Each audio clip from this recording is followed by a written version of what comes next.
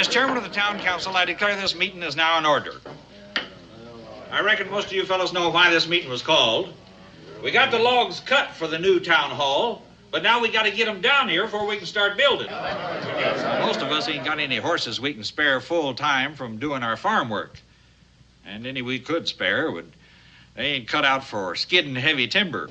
So this here council has decided to appropriate $100 from the town treasury, same to be used to buy a team of draft horses to get the job done. Now, all we got to decide is, who are we going to send into Salem to do the buy-in? Well, I vote we send Daniel Boone. I second that. How about it, Daniel? Well, I'm honored, gentlemen, but I'm not free to go right now. Well, Daniel, if you can't make it, maybe you can suggest somebody we can trust, somebody we can depend on. Well, it so happens there's a man right here in this room tonight who knows more about horse trading than anybody in Kentucky. If it's me, I'd send Otis Cobb. Otis Cobb?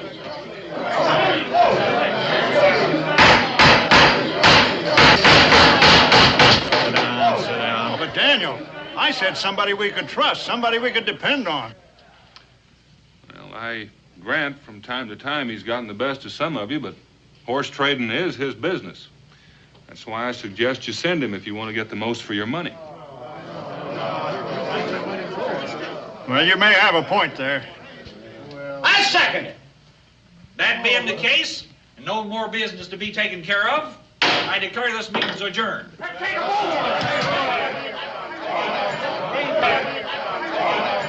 That's a wise suggestion, Daniel. Well, I admit Otis is peculiar from time to time, but he's honest. He knows more about horse trading than anybody in these parts. Mr. Boone. Mr. Boone, I want to thank you for standing up for me that way. Well, it kind of gives a fellow a nice warm feeling to know that somebody's got some faith in him. Well, Otis, all you've got to do is show that faith I have in you is justified. Well, now, Mr. Boone, you don't have to worry about that. And I guarantee you're going to be surprised at what I bring back. I hope you're not too surprised.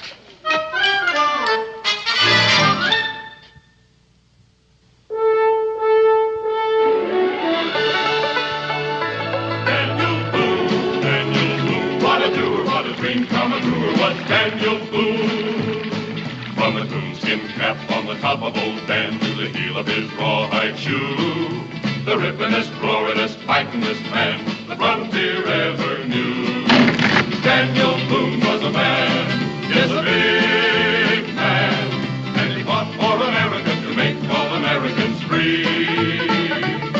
What a Boone, what a doer, what a dream come truer was he.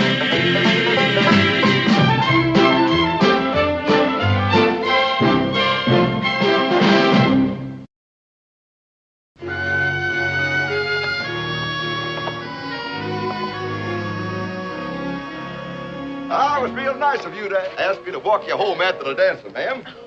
Maybe I could call you when the next time I come to town. Leaving so soon? Yes, ma'am. I just came here to buy a team of horses. And if I see what I'm looking for tomorrow, well, I guess I'll be heading home. So I reckon I'll say goodbye for now.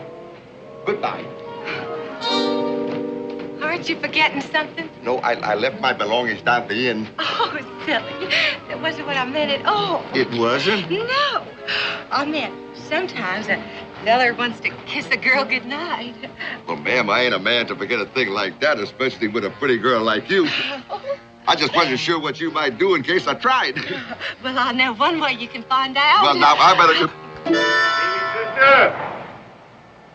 Baby sister! My brothers.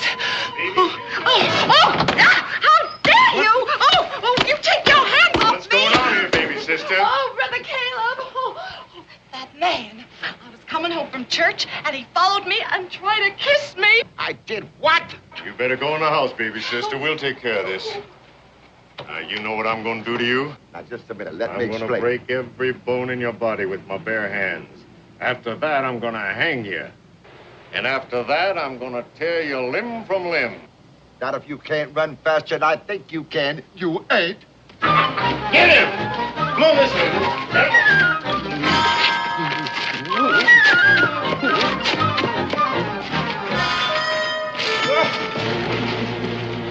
Wait a minute.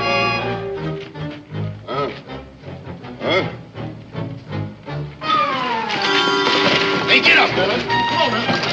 Get after him. Hey.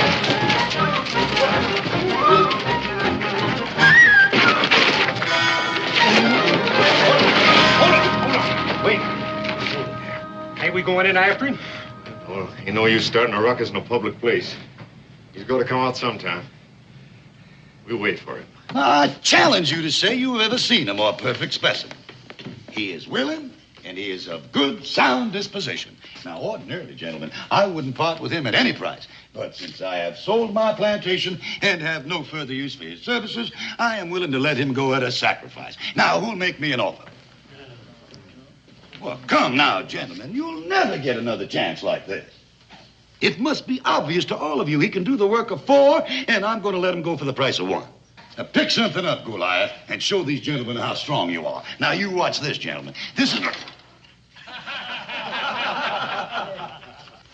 You stupid lout. You mean to make a fool of me?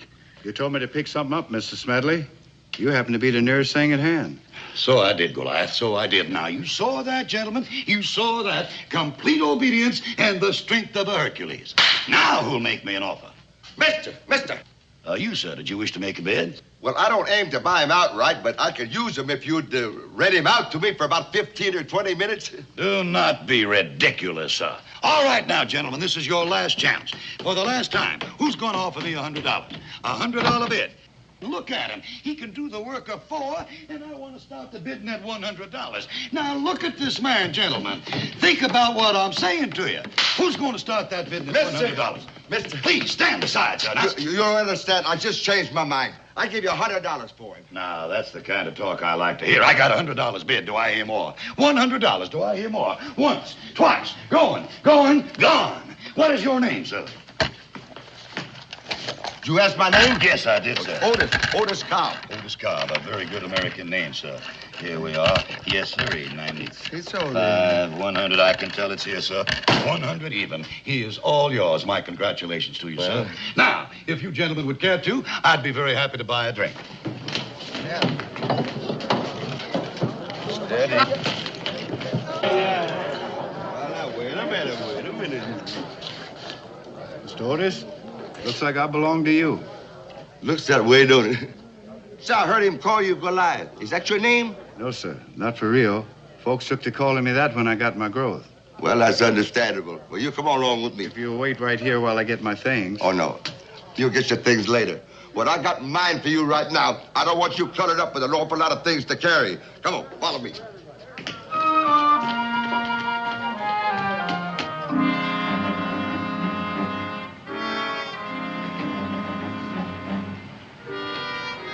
He's been in there an awful long time. I say we go in and get him. Oh, ain't no need being hasty. Like I said before, all we gotta do is... Well, now. Now, listen, fella Cable. You're going to give me a chance to explain and let me go peaceable, or are we going to start fussing each other again? I reckon we're gonna start fussing. Well, don't ever say I didn't get a chance to warn you. You understand? Goliath. All right.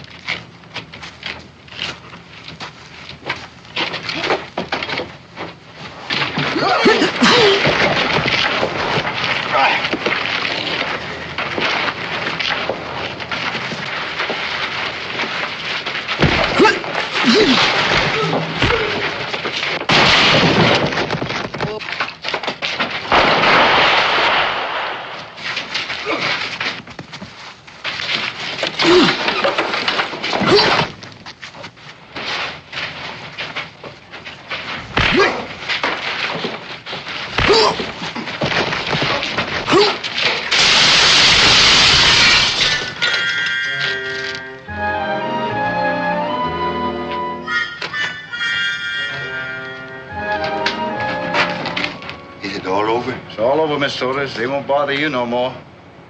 You know, the next time you ought to give a man a chance to explain instead of going around trying to do him some bodily harm. Uh-oh.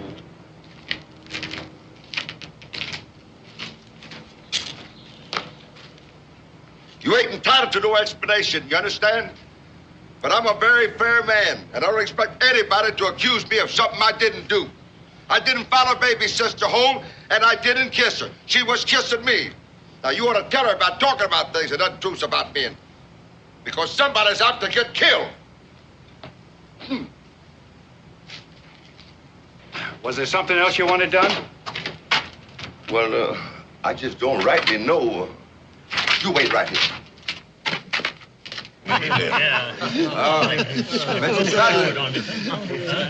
Excuse me, excuse me there. Hey, Smokey, excuse me. Mr. Smedley. Well, Mr. Cobb, sir, would you care to join me in a little drink, sir, to celebrate our mutual satisfaction? Well, that's what I was aiming to talk to you about. I don't believe I understand you, sir. Well, the fact of the matter is, I got a little proposition I want to put up to you. I want to sell Goliath back to you. Sell him back? Well, you haven't owned him more than 15 minutes, sir. You mean to tell me you're already disappointed in it? Oh, no, it ain't that. He worked out better than I figured he would. Then why get rid of him? Well, I'll tell you, you see, I ain't got no more use for him. That's what it is. And he's slightly used now, and I'll take a small loss. So I figured that if I sell him back, you give me $90. That'll be a small profit and a kind of a quick turnover. You are being ridiculous again, sir. Well, would you consider 85? Mr. Cobb, I consider a bargain to be a bargain. Now, you made a purchase, sir. I am deeply regretful if you are unhappy with the merchandise, but I have no intention of refunding any money. Well, if you don't want to talk money, could you give me an idea where I could trade them in for a team of horses? Mr. Cobb, I am not in the horse trading business, and what is more, I can tell you I never expect to be in it. Well, I wouldn't be so sure about that. Just up to a little while ago, I was in the slave-owning business, but I'm in it now. Get out of the way, Steve.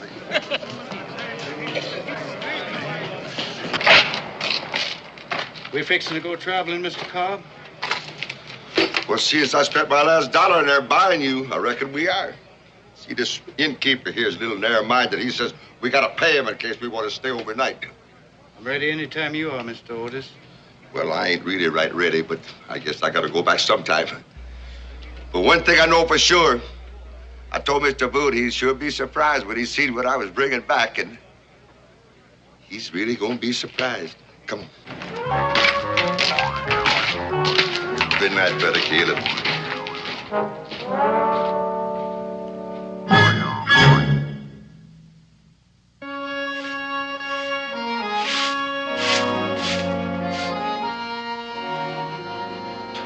Dan, you better come out here. What is it, Becky? Well, it looks like your friend Otis.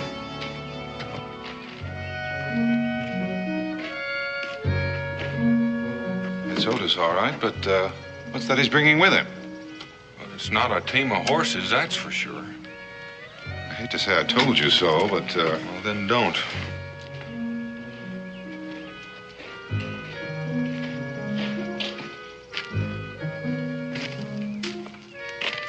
Well, it's Mr. Boone. We got back. I can see that. I guess you're surprised to see us, ain't you? Well, I'm not surprised to see you, but... But you weren't expecting what I brought back, was you?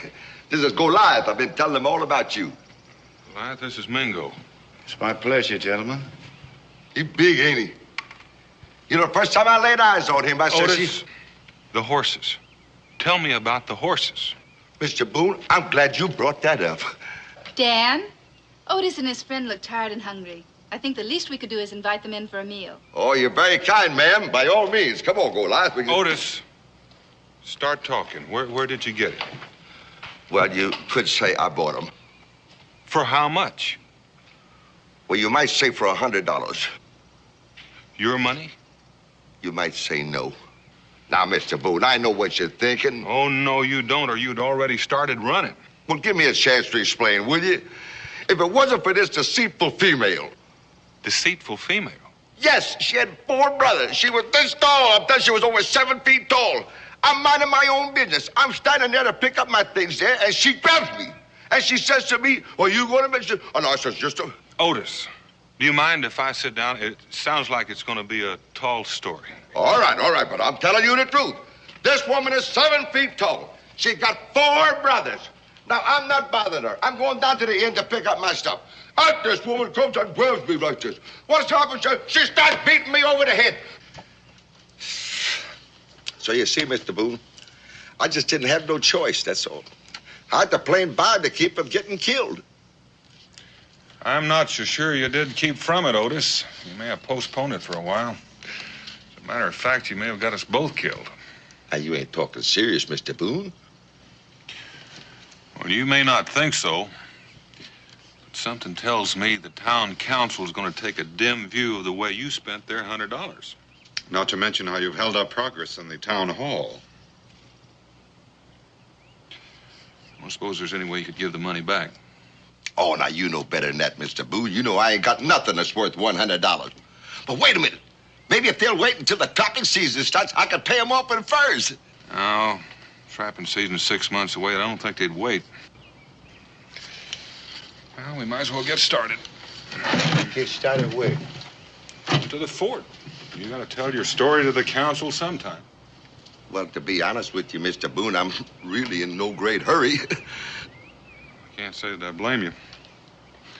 You coming, Mingo? Oh, I suppose so. Although I must admit, I dislike scenes of violence. That's very encouraging of you to say that. Well, Daniel, aren't you going to take your rifle? I have a feeling that after the meeting is over, you may have need of this. I agree with you, Otis. Mingo sure knows how to make a man feel good. You better call Goliath. Oh, I don't think that's very smart, Mr. Boone. Well, you've got to have some proof to back up that wild tale you're telling. You sound like you think what I've been telling you ain't the truth. Well, if it is, next time I advise that you try lying. It might be a whole lot easier to believe.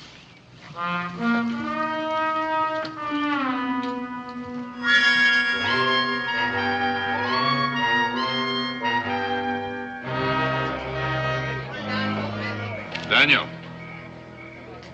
they asked me to bring the prisoners inside. Did you hear what he just called us? Mr. Boone, I don't like the sound of that there word. Let's go.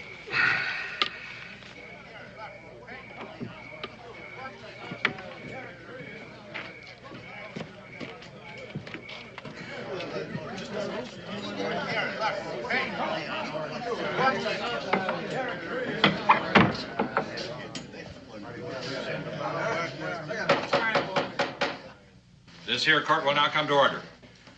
Are you two ready for sentencing? Yeah, we're ready. It is the judgment of this here tribunal that you, Daniel Boone, pay to the town treasury $25 for being an accomplice. That sounds fair enough. That ought to teach me to keep my mouth shut next time. And that you, Otis Cobb, pay to the town treasury $125. The $100 you already owe. The $25 is to learn you a lesson. What would you say if I told you I ain't got $125? That don't surprise us any, so we figured you could work it out at 50 cents a day. Doing what? Well, since what you took was taxpayers' money, we figured everybody ought to get some benefit. So we're all going to take turns going alphabetical. You'll start come sun up tomorrow with the Applejohns. $125 at 50 cents a day. I don't sure that I wouldn't rather be hung. Mr. Tupper, can I say something? I don't see any reason why you can't. Mr. Sedley, he was the one that sold me to Mr. Otis. Always said I could do the work of 4 men. So with me and Mr. Otis working, that's 5 times 50. No, I ain't gonna have that. You ain't gonna have what? I ain't gonna have somebody else paying off my debt. Now, what I did was wrong, but I'm the one that done it, and I'm the one that's gonna pay it. Well, now, are you sure that's the way you want it, Otis? Seems to me like you're taking on quite a load. No, Mr. Boone, my mind is made up, and I ain't about to change it.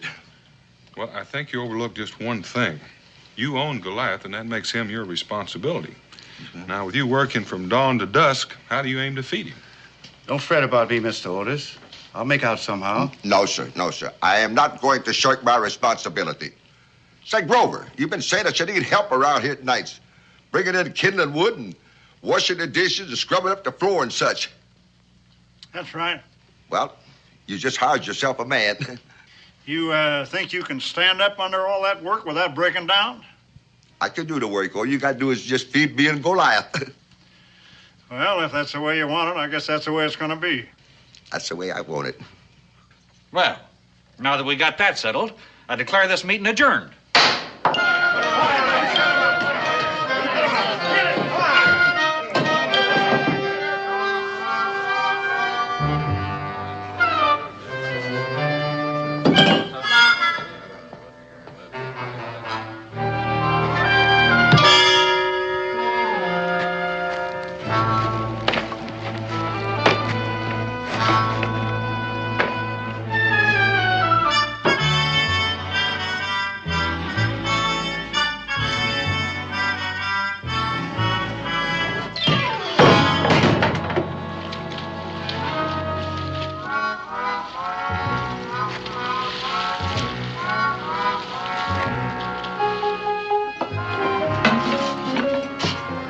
Make a pig out of yourself.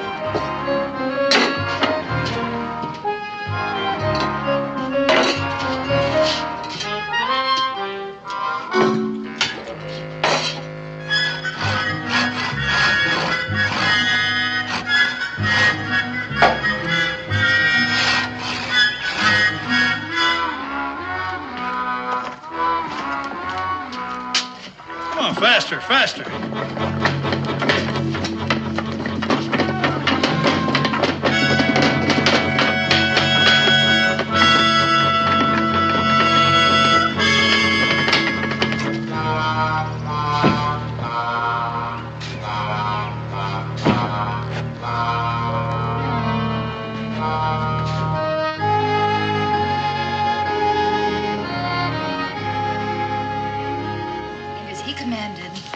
Of the Red Sea opened, and Moses led his people safely to the Promised Land. And they didn't even get their feet wet? No, they didn't even get their feet wet. Do you believe that, Pa? Yeah, I reckon I do. If you're thinking of trying it, I'd advise against it.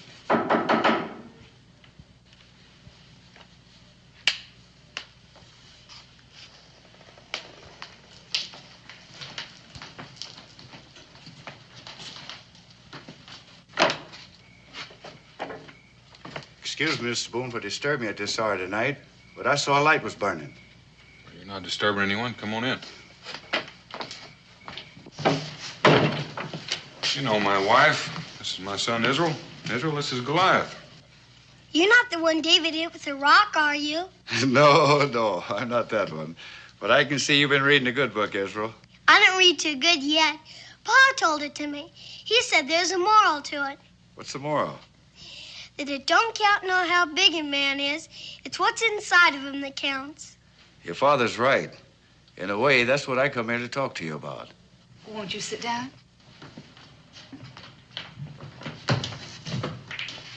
It's about Mr. Otis. He's having sort of a rough time now, isn't he? Yes, sir.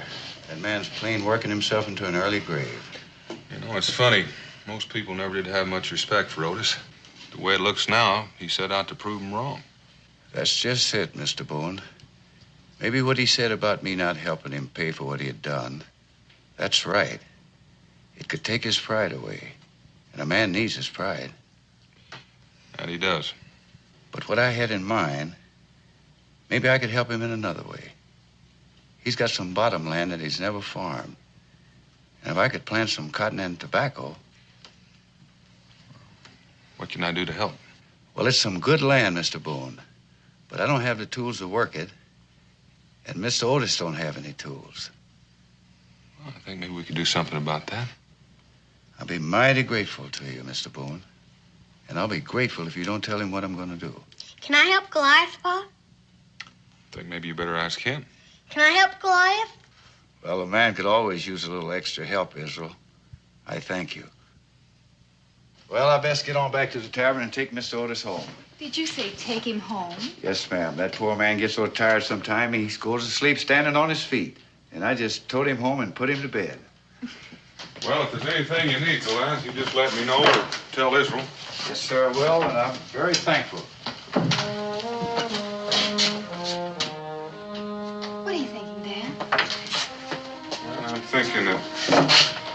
Otis may have bought a lot more for his $100 than he knows.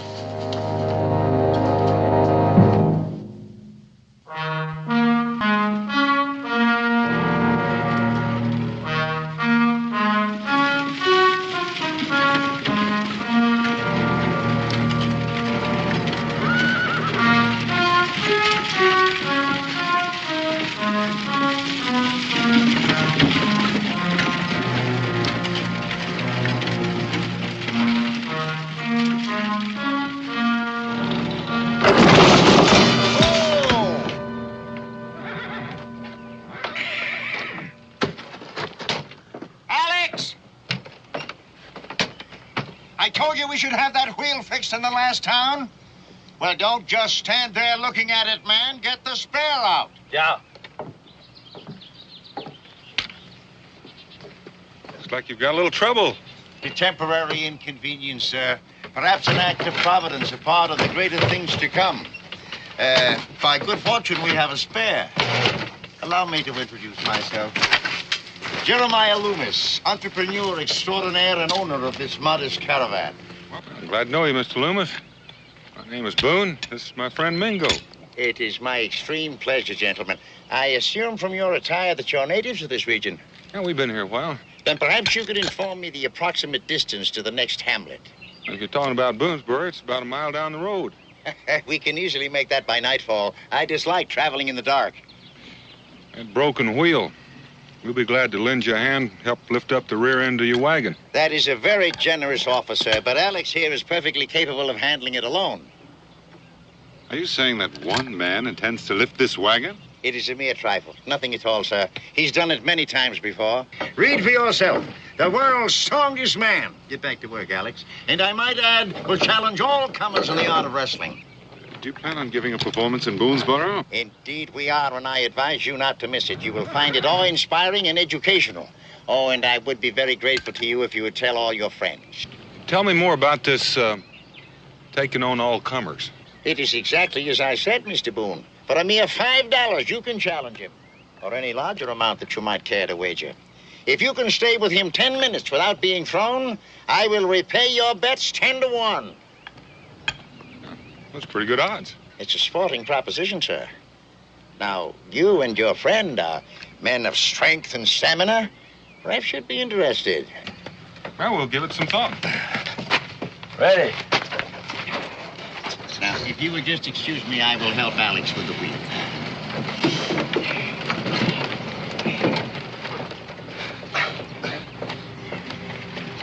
That's a pretty good trick.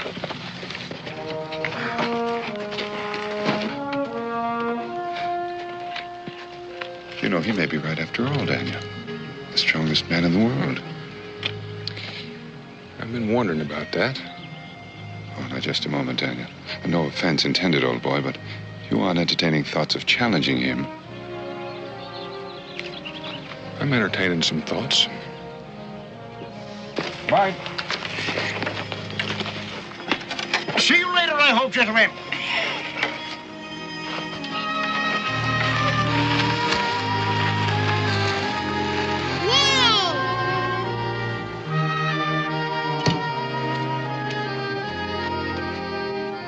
I reckon we're a little tired, Israel. Maybe we should take a rest. That shade under that tree looks real inviting.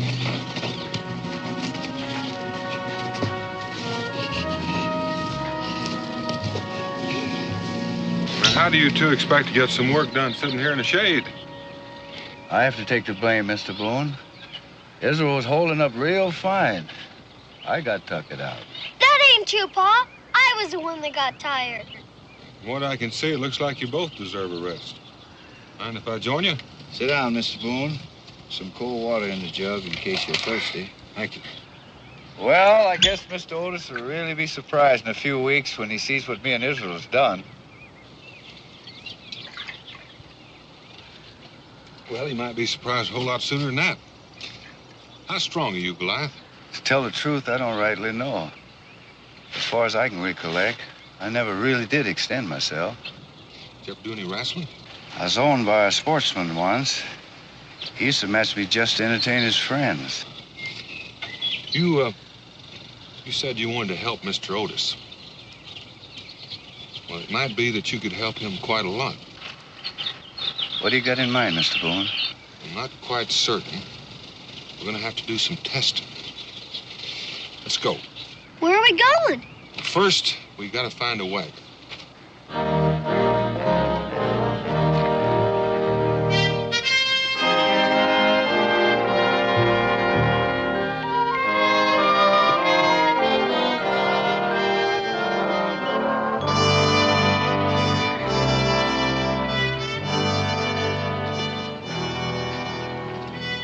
Daniel Boone, what on earth do you think you're doing? This idea comes under the heading of research. I'd say it comes under the heading of insanity. Think that's enough, Mingo? Well, this wagon is smaller than theirs, but on the other hand, theirs wasn't loaded with rocks. I think it'll do. Well, I think you're both out of your minds.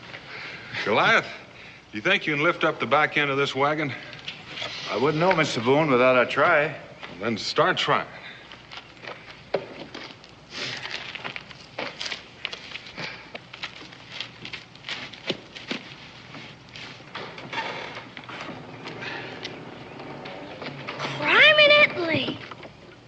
What do you want I should do with it, Mr. Boone? Well, just set her down, Goliath. I just wanted to see what would happen when you started extending yourself. Think now, Mingo. I think the odds are looking better all the time. I tell you, gentlemen, this is going to be a great event. You will see Alex bend a horseshoe into a knot. Now, come on. And with his bare hand, he will lift a 400-pound... Mr. Boone and Mingo, it is a pleasure seeing you again. Well, I'm glad to see you made it into town all right. Yes, and it is a pleasure being with this convivial group. I must compliment you on your hospitality. And now, would you do me the pleasure of joining me in a drink? Well, I'll be glad to. Yes, landlord, a little service here. I ain't the landlord. I only work here. Well, but I reckon I can get you what you want. Well, 2 mugs of ale for my friends. Otis, you look a little tired. Now, don't you get me started telling you there, Mr. Boone, because I'm too busy here. I can only tell you that I'm just plumb worn to the bone. Well, you stick to it. Maybe things will change. I like to think that way. It's certain things can't get any worse. There's your ale. Well, now I trust you gentlemen will be at our performance on the morrow. We'll be there. I'm glad to hear it. And have you given any thought to that little matter we discussed this afternoon? Given it a little thought. I think we'll be able to supply you with some competition. I am delighted to hear it. I assume that this is a personal challenge. No, it isn't. But I have someone in mind that ought to make it interesting for your man. And just what amount did you wish to wager, sir? $20. About $5 for me and $15 for the man I'm betting on. And I think you said the odds were 10 to 1? That is correct, and you are a sporting man, sir. I'm sure the contest will be very pleasing to the crowd. Well, to some more than others. Here's my 20. If it ain't asking too much, Daniel, just who did you have in mind? Well, I had in mind Goliath. You think he's got any chance at all, Daniel? Yeah, I figure he's got a chance. But now, gentlemen, if any of the rest of you care to wager, I'll be very happy to cover your bets. Well, I'm going to take your word for it, Daniel. At them odds, I just got to make me a little wager. Oh, I got to get in on this wager, too, Daniel. Excuse me. There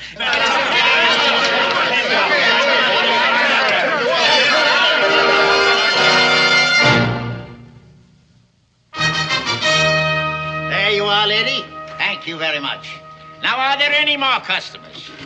Oh, ladies and gentlemen, don't miss this golden opportunity. This miraculous remedy, soft, sweet, smooth, and satisfying, contains neither grit, grime, nor grease. Made from roots, herbs, barks, berries, and other fruitful flavors gathered from the hills, dales, and valley by the Red Man. Some folks say the Red Man is an ignorant man, but I have always said he's a well-read man. That's a joke. And now, ladies and gentlemen, we come to that event for which we have all been waiting.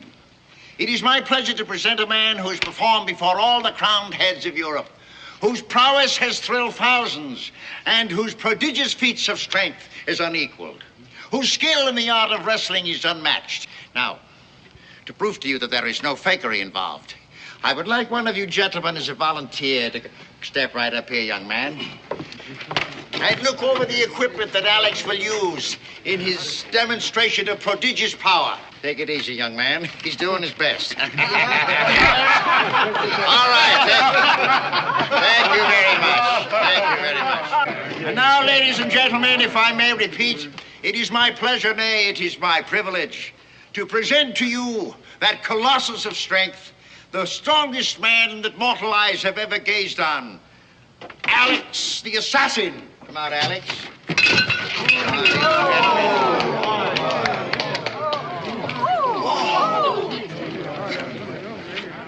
Ladies and gentlemen, there is a man. Now, Alex, do us a little favor, will you please, by lifting the weights. Watch this very closely, ladies and gentlemen. This is 400 pounds of dead weight. Take it easy, Alex. Let's give him a nice hand.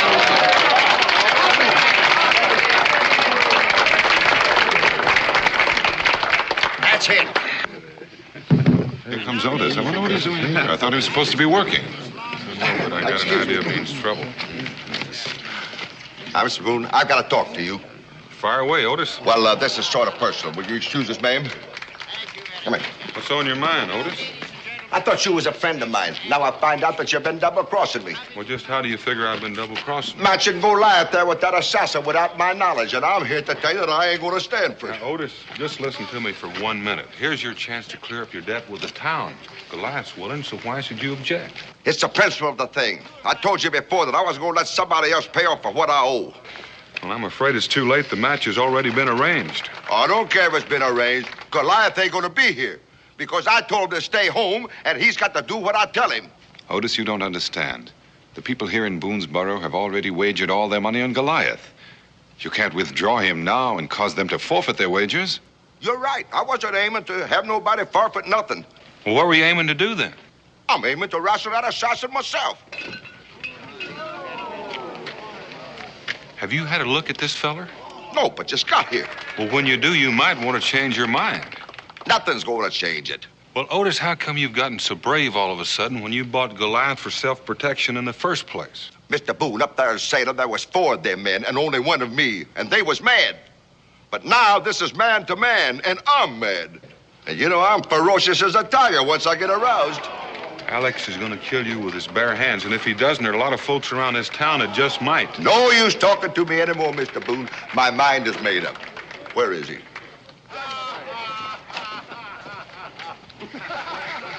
You know, Daniel, it occurs to me there are those in this town who might harbor similar feelings towards you. That thought has crossed my mind. Well? Well, if worse comes to worse, I'll have to take on Alex, but between you and me, I'd rather wrestle a bear. And now today, as an extra added attraction, I am happy to announce the Titanic contest.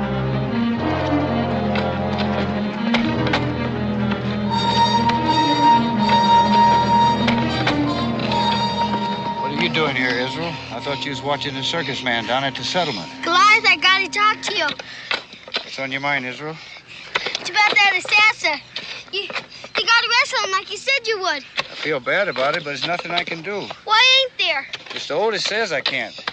There's no reason why you gotta do what he tells you to. You're bigger than he is. That don't make any difference. You don't understand what it is being a slave. Mr. Otis owns me, and I gotta do his bidding. Just like I couldn't do his work for him. But this is different. There's no difference, not when he tells you you can't do it. You don't understand. All these people are depending on you. And if you don't do it, my pa will. And he's up to get himself hurt real bad. Don't make me feel any worse, Israel. I already feel too bad about it. I mean, there's nothing I can say to make you change your mind? There's nothing. I just can't disobey what I've been told.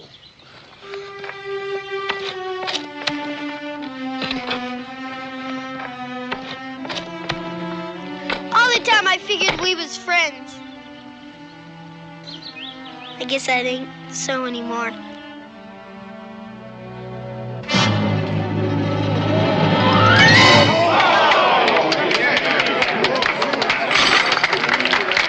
Just a moment, ladies and gentlemen.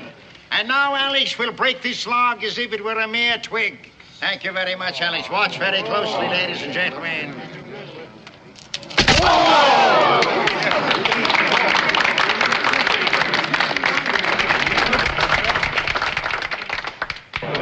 Thank you very much, ladies and gentlemen. Shh. And now, I would like to meet your local champion, please.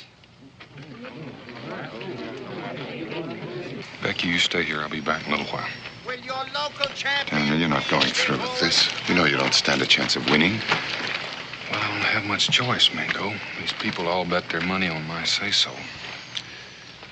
Maybe I can out-scuffle Alex in wrestling. The odds the way they are, we still might come out ahead. But Daniel, he's a professional. I've seen bouts like this in London. I repeat, will your local champion please step to the platform? All right, you can stop your yelling now. I'm getting up there as fast as I can. I'm yelling up there. Looks like you're too late. There goes Otis. I never figured he'd go through with it.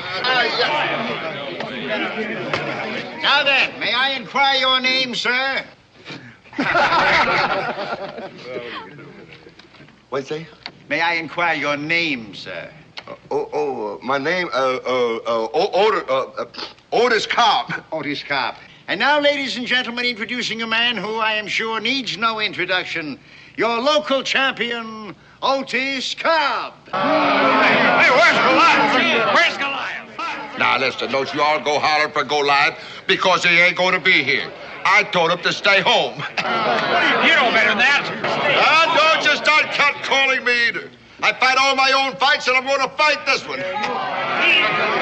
He's done it again! This time he ain't going to get away with it. That's the second time he's double-crossed. Come on, let's go.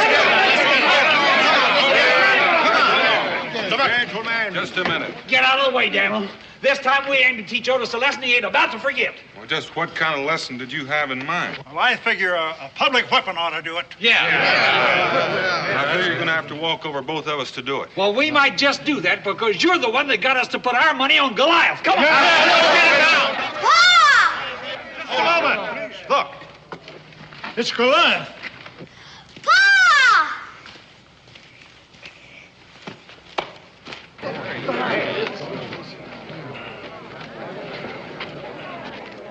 Goliath, what are you doing here? I just can't let you do it, no matter what. You disobeying my orders? I reckon you could call it that. Well, now listen, I ain't going to stand for it. Why don't you hear me out, Mr. Otis?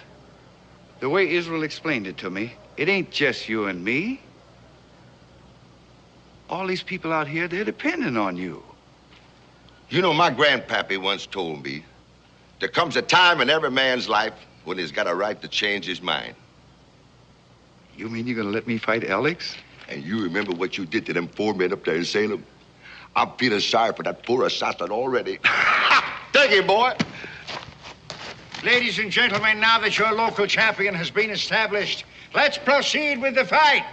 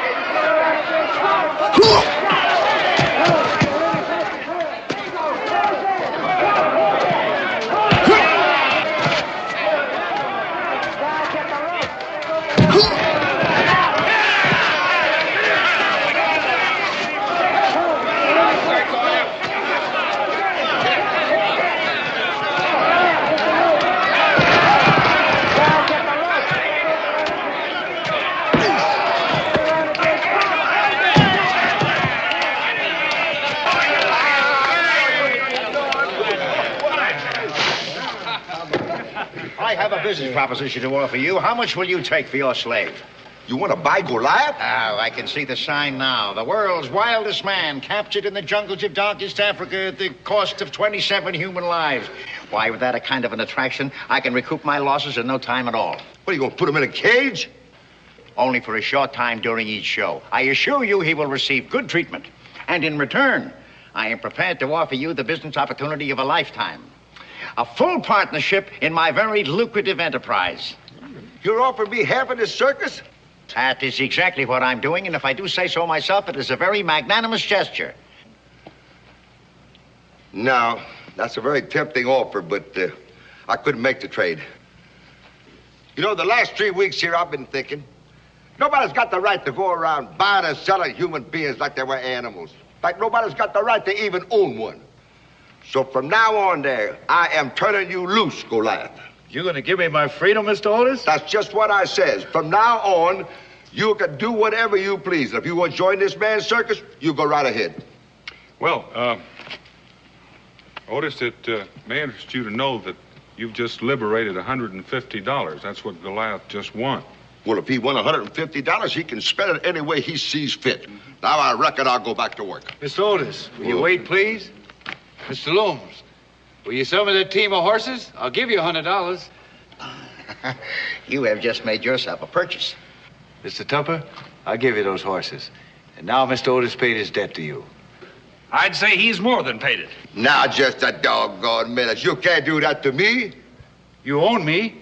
What belongs to me belongs to you. That ain't true. Don't you remember? I just set you free. Well, I've been free long enough. And we got some cash money and land to work. And come this time next year, we're going to own a plantation. So if you don't mind, would you give me that other $50, sir? Oh, well, due to the inclement weather and the aggravating attendance and other unforeseen circumstances, I reluctantly admit that I am at the moment without funds. What does he mean by that? It means he ain't got any money. Is that what you mean? Here we go again. Mr. Loomis, you owe us money now. Steady.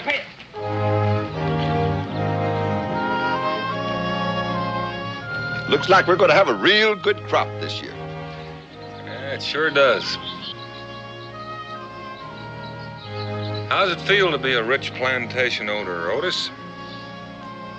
Well, this will probably come as a big surprise to you, Mr. Boone. But if you try real hard, you sort of get to like it.